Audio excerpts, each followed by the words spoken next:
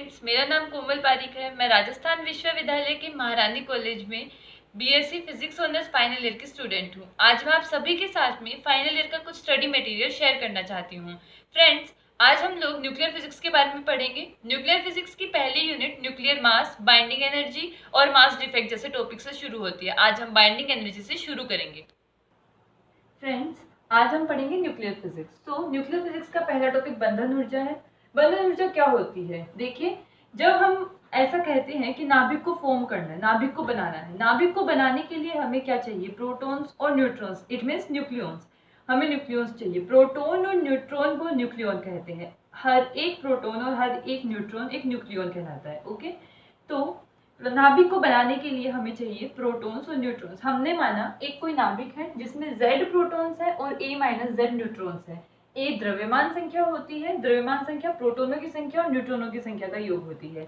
Z प्रोटॉनों की संख्या है तो न्यूट्रॉनों की संख्या A - Z हो जाएगी। अब हम देखते हैं इस नाभिक को बनाने में और इस नाभिक को विखंडित करने में कितनी ऊर्जा चाहिए होगी। तो फ्रेंड्स, हमें पता है जब भी हम नाभिक बनाएंगे तो वहां पे द्रव्यमान क्षति होगी, मतलब नाभिक का जो द्रव्यमान होगा और नाभिक का जो रियल द्रव्यमान और द्रव्यमान संख्या, इसमें थोड़ा डिफरेंस हो जाएगा, तो इसको हम कहेंगे द्रव्यमान क्षति। तो जो हम यहाँ देखेंगे कि जो नाभिक है उस नाभिक में Z प्रोटॉन्स है, A - Z न्यूट्रॉन्स है और इस नाभिक को बनाने में जो ऊर्जा निकलेगी वो डेल्टा mc² ऊर्जा होगी और उस ऊर्जा को कहते हैं द्रव्यमान क्षति। इसी प्रकार जब हमारे पास कोई नाभिक है और हमें उसको डीफॉर्म करना है, विखंडित करना है, तो जब उन्हें Z प्रोटॉन्स और A - Z न्यूट्रॉन्स में हम विखंडित करेंगे तो जो ऊर्जा हमें देनी पड़ेगी वो बंधन ऊर्जा कहलाएगी। उसको हम बाइंडिंग एनर्जी कहेंगे। मतलब कि इन सारे को, मतलब नाभिक को न्यूक्लियनों में तोड़ने के लिए हमें जितनी ऊर्जा देनी पड़ती है वो ऊर्जा कहलाती है बंधन ऊर्जा। तो देखिए, बंधन ऊर्जा का फॉर्मूला होता है ZmP + A - Z Mn - MaZ। यहाँ पे ये नाभिक की बंधन ऊर्जा है। इस बंधन ऊर्जा में यहाँ पे Z परमाणु संख्या को बताता है, यानी कि प्रोटॉनों की संख्या को बताता है, Mp प्रोटॉन का द्रव्यमान बताता है, A - Z न्यूट्रॉनों की संख्या को बताता है, Mn न्यूट्रॉन का द्रव्यमान बताता है, MaZ नाभिक का द्रव्यमान बताता है।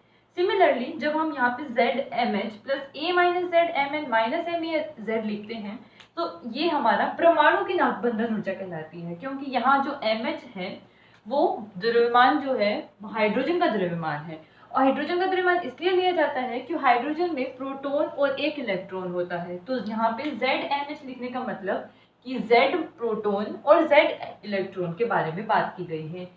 परमाणु और नाभिक में यही फर्क होता है। नाभिक में सिर्फ न्यूक्लियॉन्स होते हैं, परमाणु में न्यूक्लियॉन के साथ में इलेक्ट्रॉन्स भी होते हैं। तो यहाँ पे MH लिखा गया है इसी वजह से। सिमिलरली जो MaZ है वो परमाणु का द्रव्यमान है। ये नाभिक का द्रव्यमान था, ये परमाणु का द्रव्यमान है। तो हमें कुछ चीजें ध्यान रखनी होगी, जैसे कि द्रव्यमान प्रोटॉन का क्या होता है? 1.007276 U। सिमिलरली न्यूट्रॉन का द्रव्यमान क्या होता है? 1.008654 U। सॉरी, ये हाइड्रोजन का द्रव्यमान होता है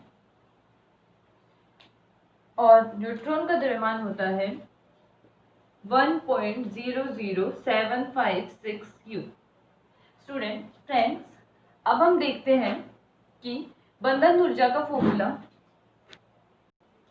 फ्रेंड्स, BaZ बंधन ऊर्जा का यूज जो होता है वो बंधन ऊर्जा प्रति न्यूक्लियन के फॉर्म में होता है, हमेशा B बार की फॉर्म में, B/A। जिस भी परमाणु या नाभिक के लिए बंधन ऊर्जा प्रति न्यूक्लियन की वैल्यू बहुत ज्यादा होती है वो बहुत स्टेबल नाभिक होता है। बहुत ज्यादा होने का मतलब क्या हो गया कि उसको तोड़ने में बहुत ज्यादा ऊर्जा देनी पड़ेगी। इट मीन्स कि वो बहुत ज्यादा स्टेबल हो गया, बहुत ज्यादा स्थायी हो गया। यही चीज होती है। बंधन ऊर्जा से ज्यादा बंधन ऊर्जा प्रति न्यूक्लियन का उपयोग किया जाता है।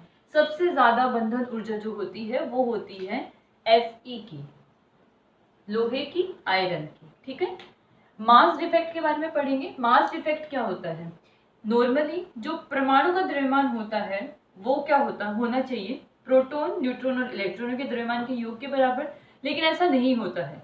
इन तीनों के योग के में और जो परमाणु का रियल द्रव्यमान होता है उसमें थोड़ा अंतर आता है। ये जो अंतर होता है ये द्रव्यमान क्षति कहलाता है।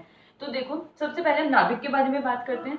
तो नाभिक के फॉर्म में लिखें तो ZmP + A - Z Mn - MaZ, ये है mass of proton, mass of neutron और नाभिक का द्रव्यमान।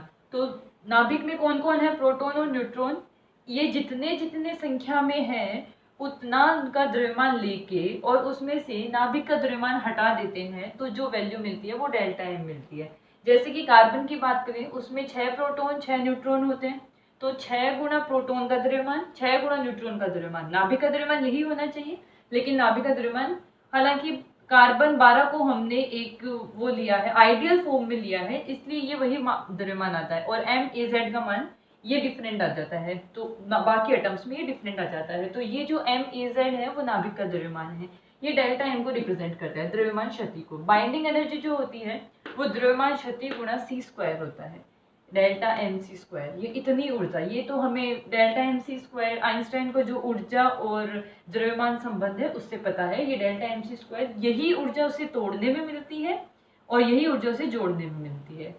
अब पैकिंग फैक्टर, पैकिंग फ्रैक्शन, संकुलन गुणांक, ये क्या होता है? संकुलन गुणांक को F से रिप्रेजेंट करते हैं, ये m-a/a होता है, मतलब कि परमाणु के वास्तविक द्रव्यमान और उसकी द्रव्यमान संख्या का अंतर जो है उसके साथ प्रति एकांक द्रव्यमान संख्या, ये कहलाता है पैकिंग फ्रैक्शन। इसका यूज कैसे होते हैं वो हम देखते हैं, और उससे पहले मैं एक चीज बताना चाहूंगी कि ZMP plus A-ZMN minus MEZ, ये हमने नाभिक के सेंस में कहा है। जब हम परमाणु के सेंस में ये बात कहेंगे तो हम देखेंगे कि हम यहाँ पे ZMH लिखेंगे और यहाँ पे हम किसका द्रव्यमान लिखेंगे, परमाणु का द्रव्यमान लिखेंगे।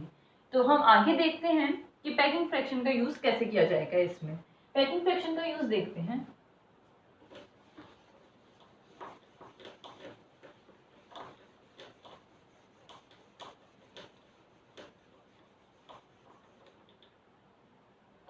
तो हाँ, F का फॉर्मूला हमने देखा, m-a/a that is equals to delta upon A। जब भी A यानी कि द्रव्यमान संख्या का मान 20 से कम होता है, 20 से कम द्रव्यमान संख्या वाले सभी परमाणुओं के लिए F का मान हमेशा पॉजिटिव आता है। पॉजिटिव आता है, इट मीन्स डेल्टा जो होता है वो ग्रेटर देन 0 होता है, इट मीन्स कि m ग्रेटर देन A होता है, मतलब कि उसका रियल द्रव्यमान जो होता है वो उसकी द्रव्यमान संख्या से भिन्न होता है।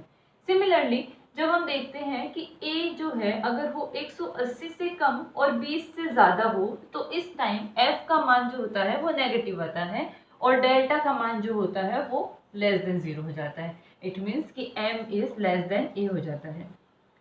ठीक है, M is less than A हो जाता है, इट मीन्स कि जो उसकी द्रव्यमान संख्या है वो ज्यादा होती है उसके वास्तविक द्रव्यमान की कंपैरिजन में, और जब A का मान 180 से ज्यादा होता है तो F का मान फिर से पॉजिटिव प्राप्त होता है। ठीक है, और कार्बन 12 के लिए 6C12 के लिए F का मान हमेशा 0 होता है, क्योंकि उसके लिए डेल्टा का मान 0 होता है, उसके वास्तविक द्रव्यमान और उसकी द्रव्यमान संख्या में कोई अंतर नहीं होता है। अब हम देखते हैं कि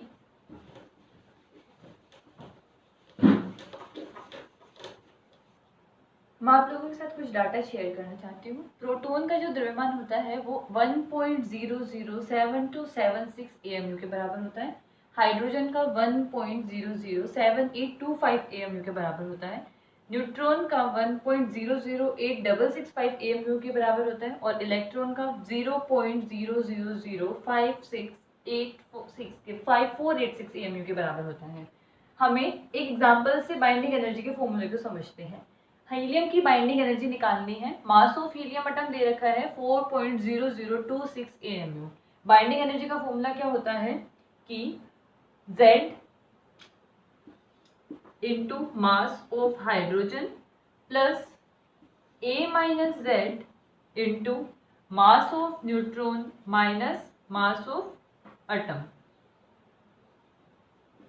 तो जो मास ऑफ एटम है वो 4.0026 AMU है, हाइड्रोजन का मास हमें पता है, न्यूट्रॉन का मास पता है, हीलियम की परमाणु संख्या, हीलियम को 2He4 लिखा जाता है, हीलियम की परमाणु संख्या 2 है, द्रव्यमान संख्या 4 है, तो इसमें 2 ही प्रोटॉन होते हैं, 2 ही न्यूट्रॉन होते हैं।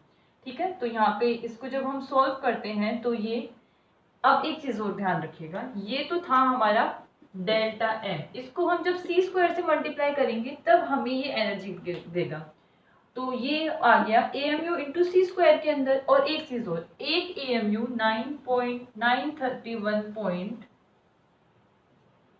931.5 मेगा इलेक्ट्रॉन वोल्ट पर सी स्क्वायर के बराबर होता है। It means 1 AMU